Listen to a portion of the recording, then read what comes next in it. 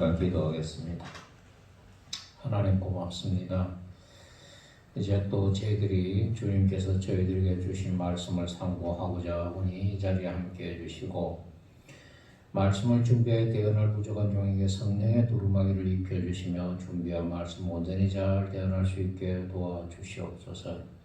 말씀을 전하는 사람과 듣는 사람이 성령 가운데서 피차의 은혜를 나누는 귀한 시간 되게 도와주시옵소서.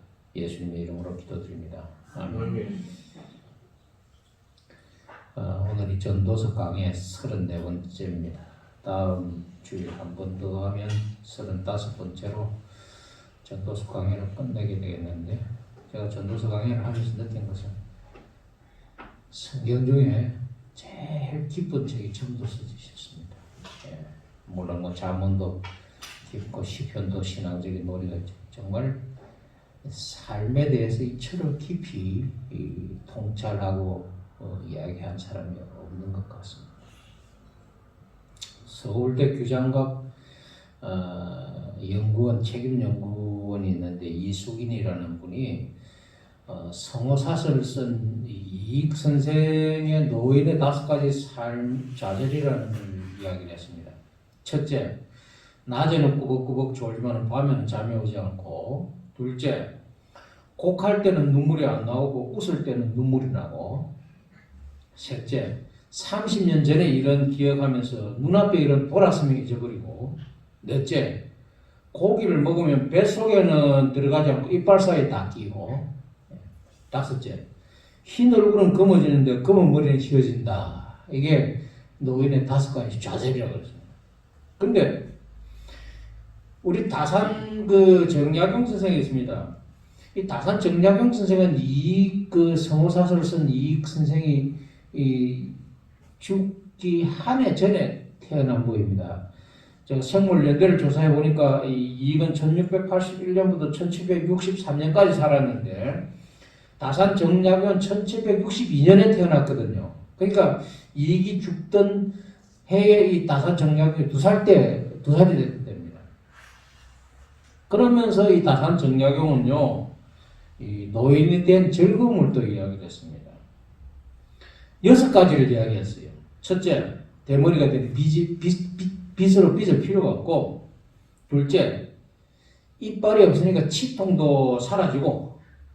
셋째, 눈이 어두우니 공부를 안 해도 편안하고. 이게 절도가 하는 소리 같습니다. 그 다음 넷째, 귀가 안 들려서 세상 시비에서 멀어지며, 이 소리 저 소리 안 들리니까요. 다섯째, 푹 가는 대로 글을 써도 손볼 필요가 없고, 누가 뭘 할 사람 없는 거죠. 여섯째, 바둑도 하수들하고는 이렇게 돈이 여유가 있어 좋다. 완전히 그 이익과 정약용이 같은 노년인데도, 그죠? 다른 말을 하고 있습니다. 이익은 제가 볼 때는 그래요. 이 신체적인 면에서 노년을 보는 것 같아요. 그러다 보니까 시간에 쫓기는 기분이 자꾸 들고 그랬는데, 정약용은요, 노인이 어떤 신체적인 여건을 그대로 받아들이고 굉장히 여유가 있어 보입니다, 사람이. 그러니까 이런 노인에 대한 이런 유머 비슷한 말도 할 수가 있는 거죠. 물론 다 같지는 않을 거예요. 근데 사람이 그렇습니다. 나이가 들수록 여유와 아량이 필요합니다. 제가 이 글을 중학교 동기들 홈페이지에 올렸거든요. 올렸더니 고려대학 법대를 나와가지고 고시를 7번, 8번인가 쳐서 안 돼가 결국 하여튼 지금 그냥 놀고 있는 친구가 있어요. 나는 결심이 너무 약해가지고 참 이 마음먹은 대로 이렇게 관점을 달리 보려고 해도 잘 안 된다.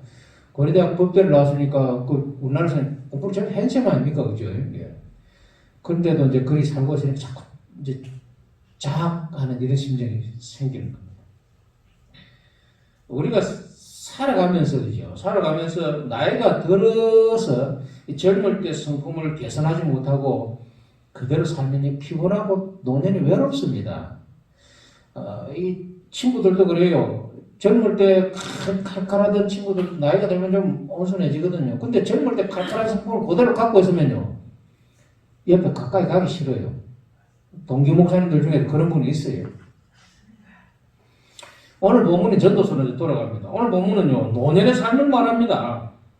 노년의 삶을 2절부터 시작해서 쭉 7절까지 이야기를 하면서 이런 노년이 너무 빨리 다가오니까 12장 1절에서 너는 청년의 때 너의 창조주를 기억하라. 곧 공고한 날이 이르기 전에 나는 아무 낙이 없다고 할 내가 가깝기 전에 너의 창조자를 기억하라. 이렇게 이제 충고를 하고 있습니다. 그러면서 또 마지막 8절에 보면요. 헛되고 헛되다. 모든 것이 헛되다. 이렇게 또 결론을 또 때리고 있습니다. 그러니까 이게 이 전도서를 보면 좀 어떤 때는 좀 뭐 괜찮은 것 같기도 한데 어떤 때는 좀 헷갈리는 게 사실입니다.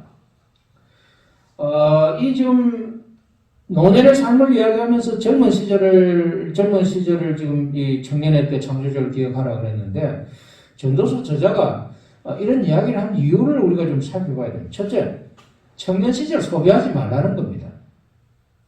시간은 상대적입니다. 즐거울 때는 빨리 가는데요. 그죠? 연애할 때, 데이트할 때 시간이 얼마나 빨리 갑니까? 근데 괴로울 때 엄마한테 두드려 맞을 때는 시간이 참 안 가더라고요. 예. 괴로울 때는 시간이 너무 늦게 갑니다. 물론 물리적인 시간이 빨리 가고 늦게 가지는 않습니다. 근데 이게 빨리 가고 늦게 가는 기분이 그렇다는 거예요. 젊을 때는 시간이 굉장히 빨리 갑니다.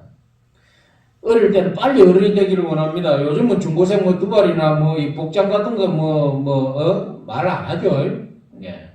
영화관에 간다거나 뭐 담배 피하든 뭐 길 가서 담배 피하든 누가 뭐 어른들이 뭐 요즘 잔소리 하면 잘못하면 칼 맞습니다. 예. 그리고 남녀 학생들이 뭐 가면서 저 우리 동네 여기 고등학교 많지 않습니까? 관광고등학교, 해운대 중학교, 고등학교도 있고 이 젊은 아들이 가수나 무슨 아들이 가면서 그냥 팔짱 끼고 손잡고 하는 예사예요. 우리 때 같은 거 걸리면 그 당장 정학이에요. 이건. 영화관 가는 것도 마찬가지입니다. 영화관도 우리 못 갔지 않습니까? 한 번 가면 정학이고 두 번 가면 퇴학이에요. 영화관 가서 걸리면. 학생이란 무엇인가? 놀지도 못하고 한 번 가면 정학이요, 두 번 가면 퇴학이라 그런 노래도 있었습니다. 우리 고등학교 부른 노래. 이게 특히 담배 피우다가 그러면 이거는 완전 이거는 퇴학감입니다. 이거는. 예. 그러니까 이게 이런 이유로 인해 가지고요. 우리가 중고등학교 시절에는 빨리 좀 시간을 지나서면 내가 고등학교만 졸업해봐라 선생들 악질 선생들은 쳐다를 보나 생각했거든요.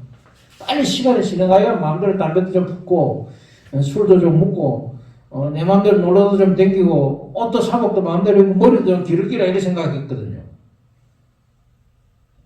대학 들어가 보니까 그냥 그렇게 흘러갔습니다. 예. 그리고 50이 지나서요, 점차 시간이 빨리 간다는 생각이 들고요. 이제 저 60 중반 아닙니까? 60 중반 되니까, 이야, 이 시간이 너무 빨리 간다 싶어요.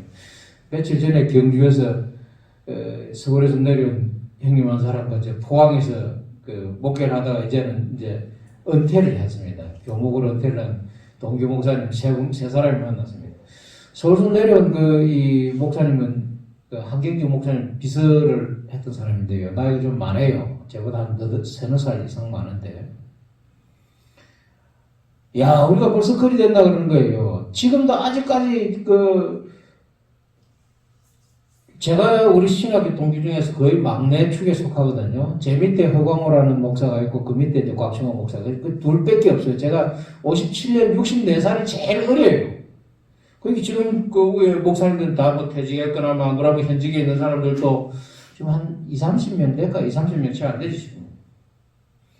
이게 벌써 그 사이에 한 30 몇 년 시간이 훅 지난 겁니다. 81년에 신학교를 입학해서 40년 지났죠. 그죠? 바로 이런 겁니다. 나이가 80 이상 되면요, 이거는 그냥 시간이 그냥 고속도로 타고 가는 것 같다고 그러더라고요. 어른들 말씀이 그래요. 젊을 때는 빨리 가기를 원했는데요. 늦게 가고, 안 가고. 좀 나이가 들어서는 좀 늦게 가면 좋겠는데 시간이 더 빨리 가는 거예요. 이게 참 시간이 웃기죠. 이 사람이 일생 사는 동안 청년기에 맞이하는 시간이 있지 않습니까? 예. 이 시간은요, 중년기나 노년기에 맞이하는 시간과는 그 의미가 완전히 다릅니다.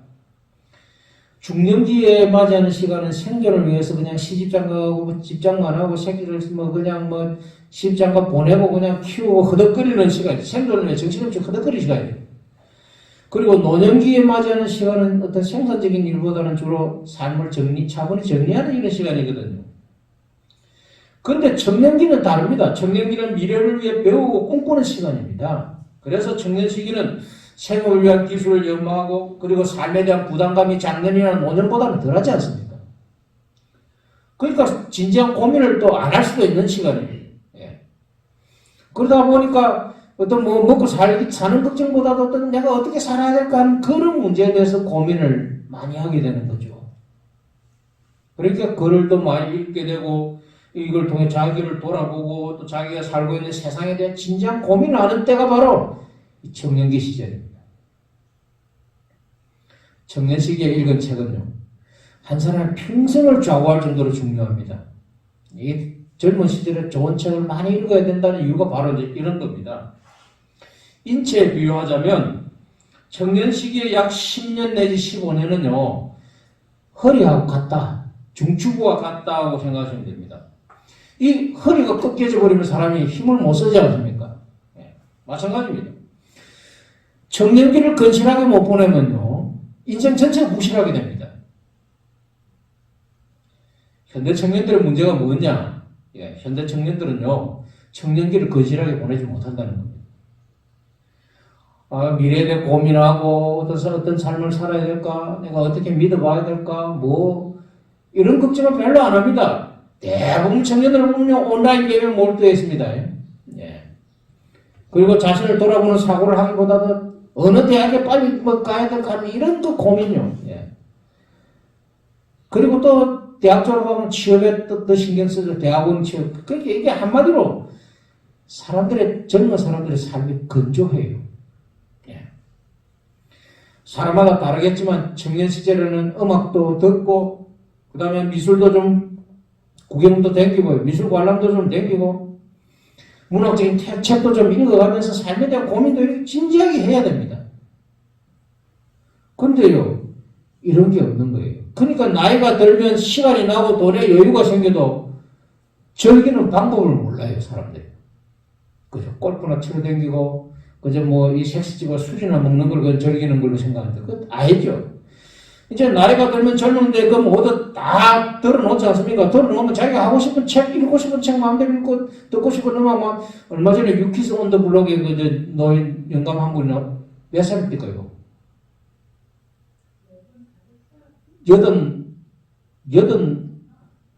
85인가 88인가 하여튼 그래요. 이 영감님은 50년대 미국 가가지고 유학을 하고요. 지금 그 80몇 살인데도 하루에 거의 오전 내도록 운동을 하는 거예요. 몸이 탱탱해요, 그냥. 말도 못할 정도로 건강하더라고요. 이것도, 그러면서 운동하면서 베토벤 음악을 듣는 거예요. 빰빰빰빰빰. 그거 하면서 이제 스쿼트를 몇백 개를 한다나요? 500개를 한다나. 왜 이렇게 할 수 있는가, 노인이 돼가지고. 젊을 때부터 그렇게 해온 게 습관이 된 거예요. 시간이 되면 얼마든지 그렇게 할 수 있는 겁니다. 근데 이게 젊을 때부터 그게 습관이 안 되고 게임만 하고 그냥 어떻게 맨날 취업 걱정하고 그냥 집 걱정하고 이래 살다가 보면 그냥 나이가 들면요, 시간이 주어지고 돈이 주어져도 놓을 수가 없게 되는 겁니다. 이렇게 해서 장년이 되고 노년이 되면 모든 사람들을 경쟁상대로 여기고 삶이 팍팍해집니다. 네. 그리고 자기 자신을 돌아보기보다도 다른 사람의 시선에 더 신경을 쓰려 살게 되죠. 요즘처럼 특히 유튜브 하는 사람들요, 보여주기식 삶을 살아요. 유튜브 상에서는 폼 나게 나오는데요, 실제로 보면 허당이에요. 이런 삶을 살면 안 됩니다.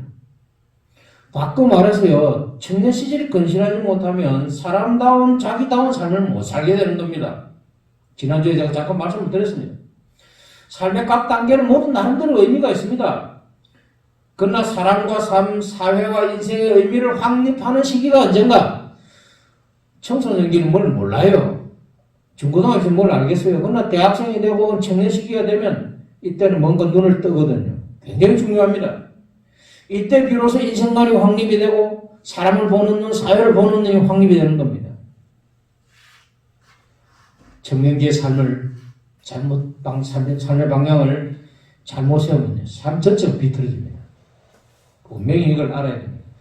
그래서 젊은 시절에 책을 많이 읽고 음악도 듣고 외국 사람들은 저희 독일이나 이 프랑스 쪽이 그 고등학교 교육이 그래서 참 저는 좋다고 생각합니다.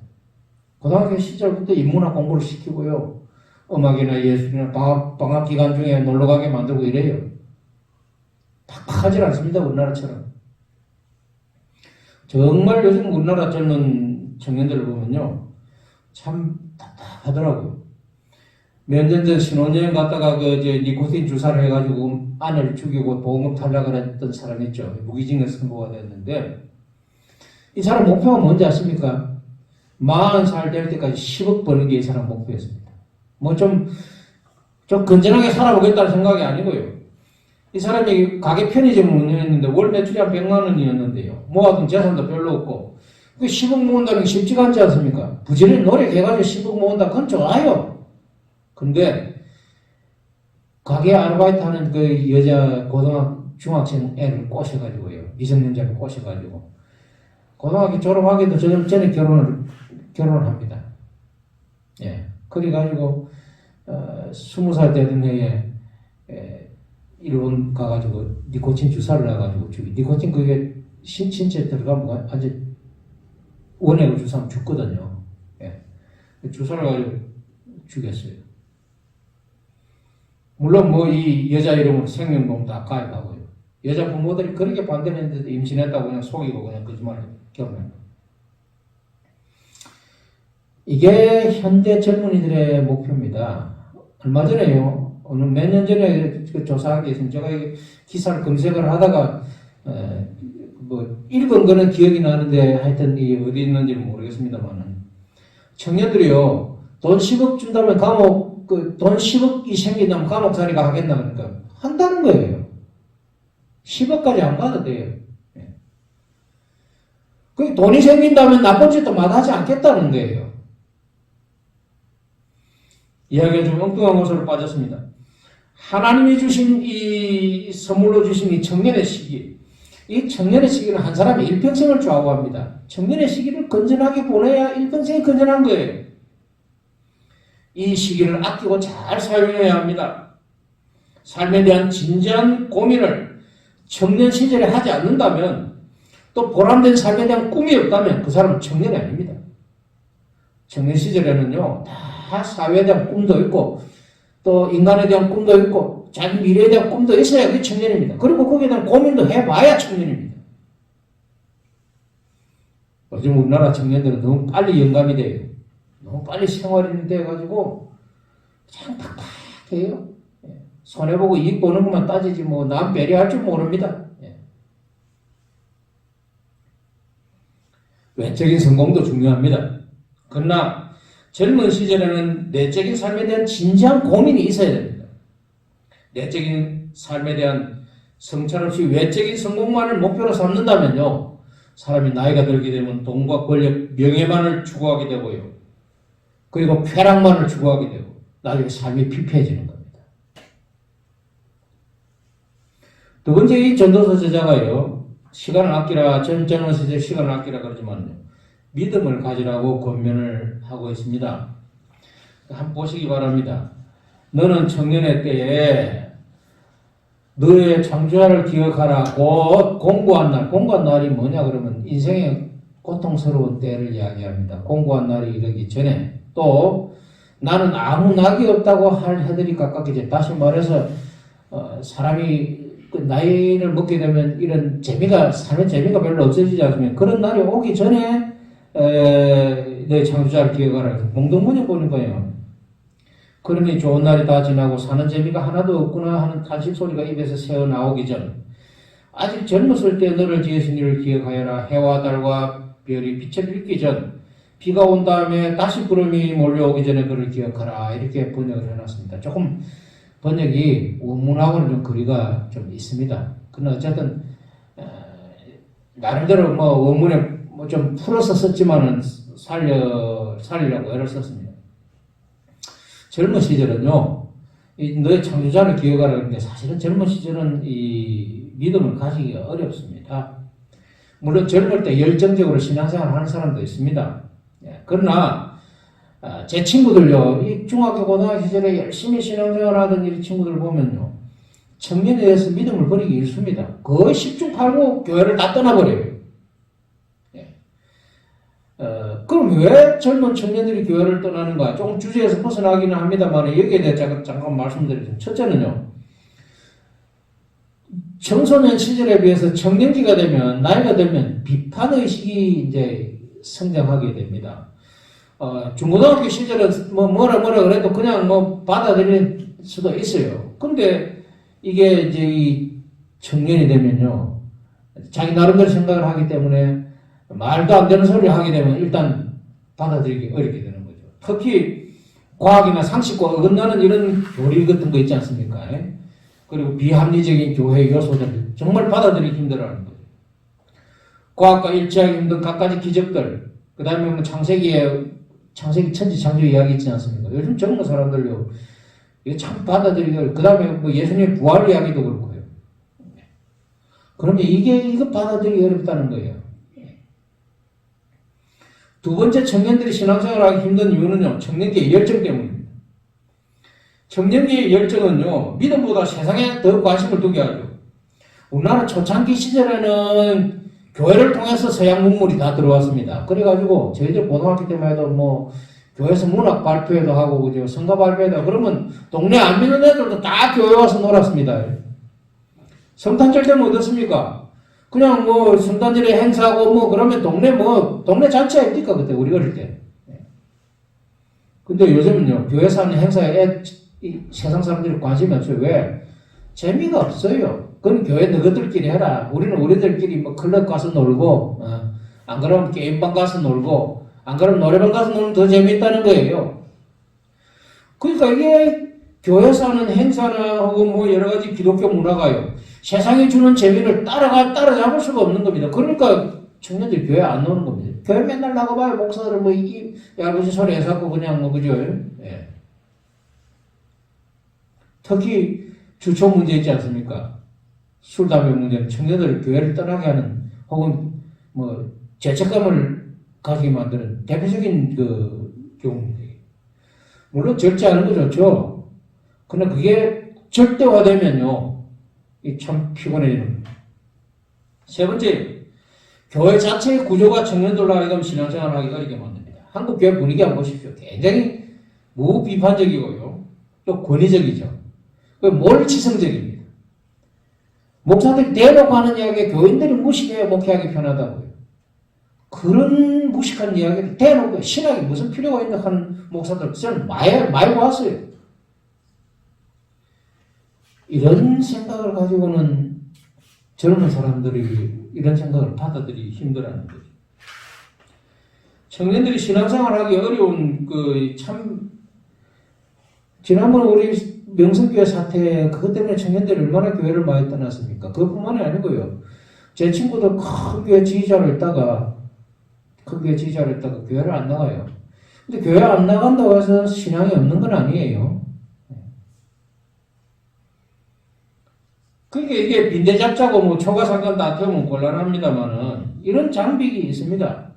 교회 나가기 어려운 젊은 청년들이 교회에서 버티기 어려운 이런 장벽들이 있다고. 그럼에도 불구하고 전도서 저자는 공고한 날이 이르기 전 아무 낙이 없다고 하니까 가깝기 전에 너의 창조자를 기억하라고 합니다. 저는 이걸요 좀 넓게 좀 해석을 하고 싶습니다. 요즘 한국교회 가나안 교인이 많거든요. 가나안 교인이 뭔지 여러분 아시죠? 가나안 거꾸로 하면 뭡니까? 안 나가 교인입니다. 안 나가.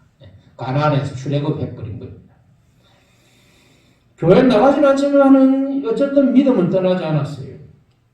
그래서 저는 창조자를 기억하라는 이 구절을요, 꼭 뭐 교회 출석하는 그 청년들뿐만 아니라 출석을 안 하더라도 믿음을 가진 사람들까지 포함해야 된다고 저는 생각을 합니다. 예. 부조리한 눈에 보이는 교회는 떠나도요, 그죠? 겉으로 드러나는 교회가 참 부조리한 점이 많거든요. 눈에 보이는 이런 부조리한 이 겉으로 보이는 외형적인 교회는 떠나도 믿음의 길은 떠나지 말라. 창조자를 기억하라는 말이에요. 꼭 교회 나와서 신앙생활 안 해도 그죠? 예. 믿음의 길은 지켜라. 저는 이걸 이렇게 해석하고 싶어요. 좀 넓게 해석한 겁니다. 예. 눈에 보이는 교회의 부조리와 교회 뭐 이런 교리의 부조리를 핑계대고 믿음의 길을 떠나는 것은요, 아버지가 마음에 안 든다고 이게 아버지 바꾸자는 거하고 거의 비슷한데요. 어쨌든 교회는 떠나도 그죠? 눈에 보이는 외형적인 교회는 떠나도 믿음은 떠나지 말라는 겁니다. 제 이야기는. 내 삶과 인격을 위해 하나님을 기억하고 살아야 합니다. 왜냐하면요, 사람은 하나님의 피조물이기 때문에 그렇습니다.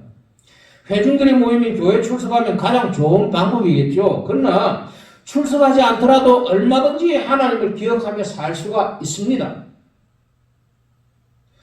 신앙생활 이게 있지 않습니까? 물론 뭐 교회 출석하고 뭐 이런 봉사하고 표준은 어느 정도 있겠지만 그죠. 그러나 한 사람의 신앙의 그 형태나 신앙의 깊이라는 것은요, 사람이 알 수가 없습니다. 겉으로 안 믿는 척해도 믿는 사람이 있고요, 믿는 척해도 안 믿는 사람은 수두룩하거든요. 신앙은 저는 외적인 문제가 아니라고 생각합니다. 교회 출석하고 안 하고 전혀 상관없어요. 예수님 3년 동안 따라다닌 제자들 중에도 배반자가 있었지 않습니까? 그렇지 않습니까? 이게 교회 출석하고 그냥 권리 죽이고 그냥 또 그러니까 목회자가 말도 안 되는 헛소리 해도 교인들이 참고 들어주니까 그냥 목사가 무슨 소리 해도 복종해야 된다. 이걸 갖다 믿으면 척도처럼 생각하는 목회자들이 들어있어요. 목회자 이런 태도야말로 가난한 교인들을 만들어내게 됩니다. 제가 드리는 말씀은 그렇습니다. 하나님을 떠나서 살면 편할 것 같은데요, 그렇지 않습니다. 사람은요, 특히 젊은 시절에 이 하나님 앞에 서게 될 때에 비로소 자신을 돌아보게 되고 하나님 안에서 안식을 누리게 됩니다. 사람이 사람답게 살려면 창조자를 기억해야 됩니다. 특별히 젊은 날에 더 그렇습니다. 마지막으로 이 노년에 대한 기록을 잠깐 살펴보겠습니다. 전도서 저자가요, 노년의 삶을 두고 이제 지금 2절 말씀부터 지금 이 7절 말씀까지 노년의 삶을 이야기합니다. 자, 제가 설명을 드리겠습니다. 해와 빛과 달과 별들이 어둡기 전에 빛 위에 구름이 다시 일어나기 전에 너의 창조자를 기억하라. 자, 노년이 되면요, 집을 지키는 자들이 떴다 그랬죠. 집을 지키는 자들이 뭐겠습니까? 근력이 약해지고 다리가 후들후들 떨린다는 겁니다. 걷지도 못하고 서 있지도 못하게 됩니다. 그 다음에 힘 있는 자들이 구부러진다. 이게 뭡니까? 허리가 구부러진다는 겁니다. 예. 그 다음에 맷돌질 하는 자들이 적음으로 그친다. 이 맷돌질이라는 게 두 번 나오는데, 앞에 맷돌질은요, 이빨, 맷돌질 하는 자들이 이빨입니다. 이빨이 빠진다는 겁니다. 예. 사람이요, 요즘은 치과 기술이 발달해서 임플란트를 해가지고 심어버립니다. 심으니까 음식을 잘 먹으니까 평균 수명이 늘어나는 거예요, 여러분. 이게 이빨이 빠지고, 이빨이 옛날에는 이런 기술이 없었잖아요. 이빨이 빠지면 그냥 음식을 통째 삼키거나 그럼 죽을 먹거든요. 그러면 위가 뭡니까? 무력해지는 겁니다. 위가 무력해지면 장 기능이 약해지고, 장 기능은 인체 모든 면역 체계의 핵심입니다. 그러니까 병이 오면 쉽게 병드는 거죠. 몸이 쇠약해지는 겁니다. 이게 이빨이 이래서 중요한 겁니다, 여러분. 예. 그래서 맷돌질 하는 자들이 적음으로 그친다. 이빨이 다 빠지고 먹을 걸 제대로 못 먹게 되는 이 노인입니다. 그 다음 창들로 내다보는 자가 어두워진다. 이게 눈이 침침해지는 겁니다.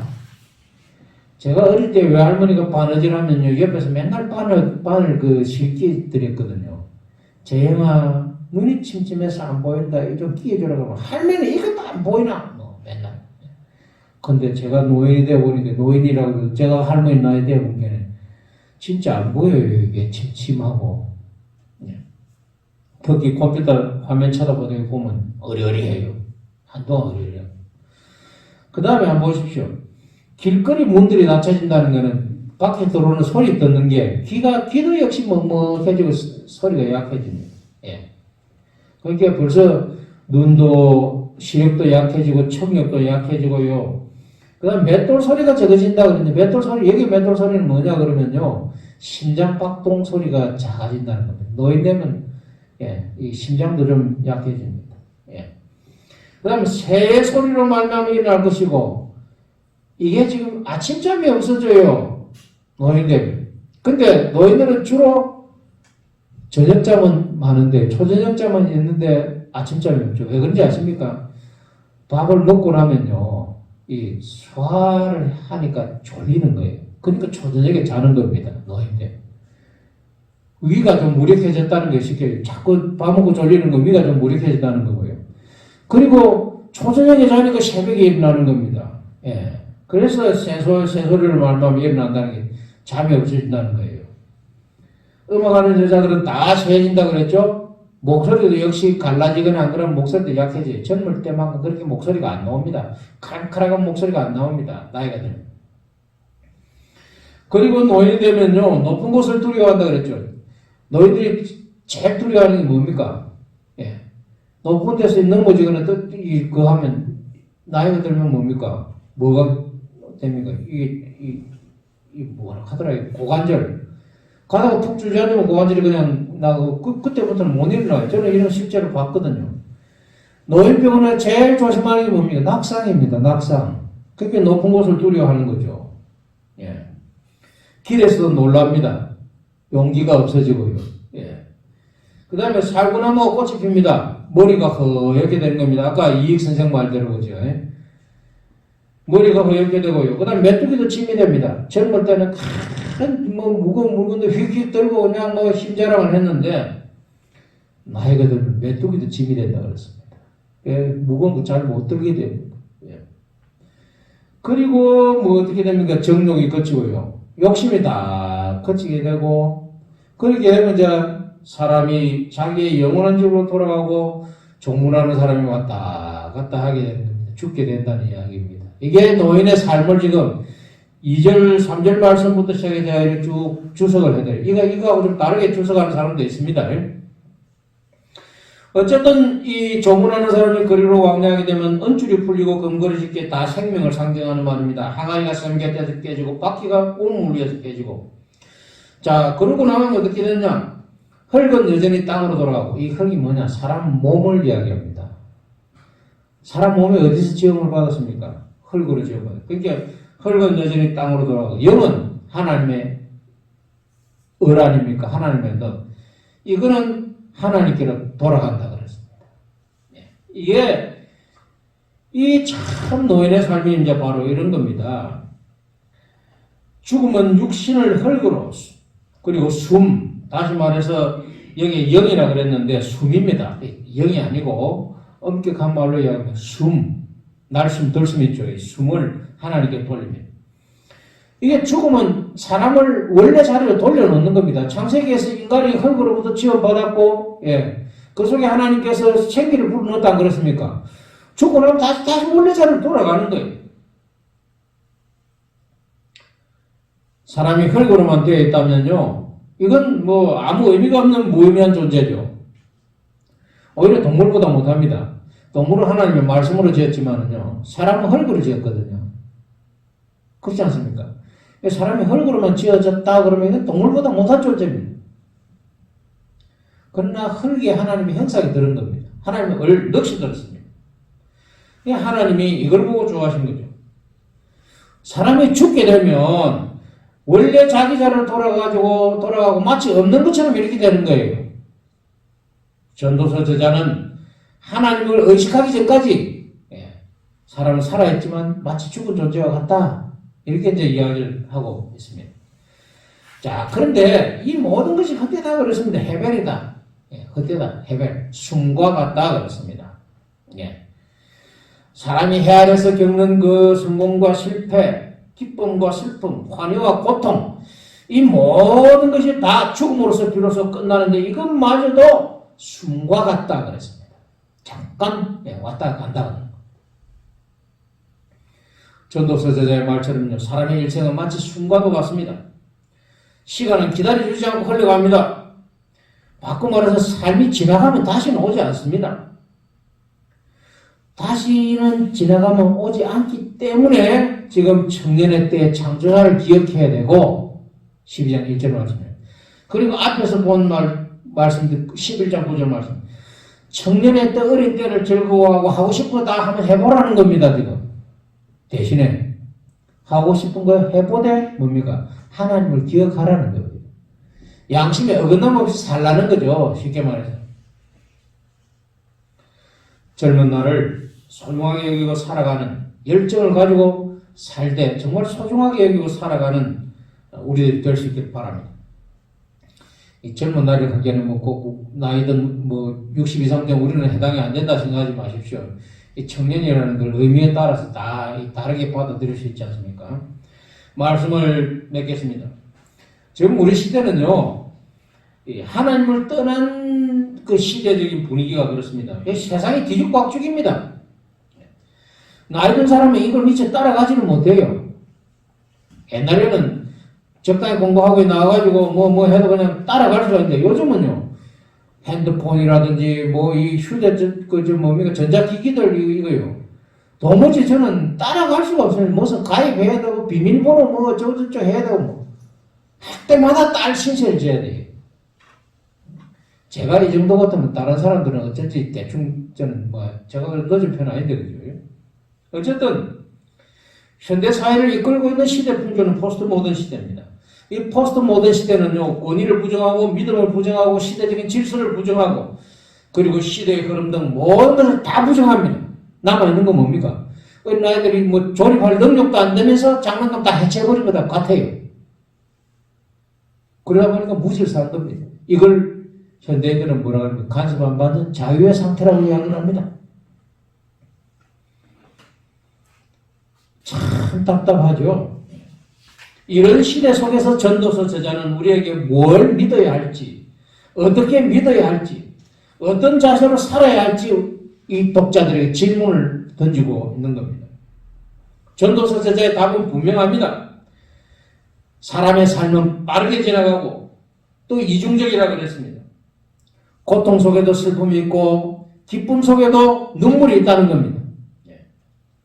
그리고 삶의 기쁨 속에는 언제나 죽음의 위험이 도사리고 있다는 걸 전도서 저자는 독자들에게 이야기를 하고 있는 겁니다. 지금 보십시오. 청년의 때 이야기를 하면서 지금 12장 2절부터 또 7절까지는 뭡니까? 노인에 대한 이야기를 하면서 죽음을 이야기하지 않습니까?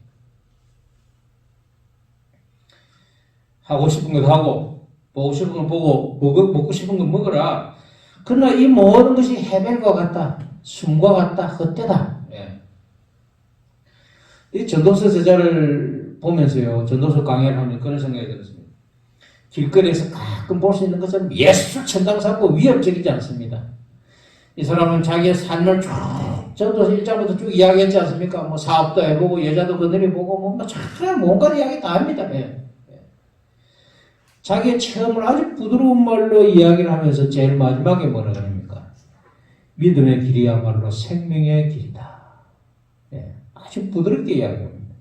믿음의 길이야말로 생명의 길이다. 그리고 주어진 삶을 소중하게 여기고 이걸 가꾸라. 이렇게 좀 이야기를 하고 있는 겁니다. 하나님을 믿는 믿음 가운데서 우리의 삶을 가꾸고 우리의 삶을 말씀으로 채워가는 교우들이 될 수 있기를 간절히 바랍니다. 말씀 생각 침묵하시기까지.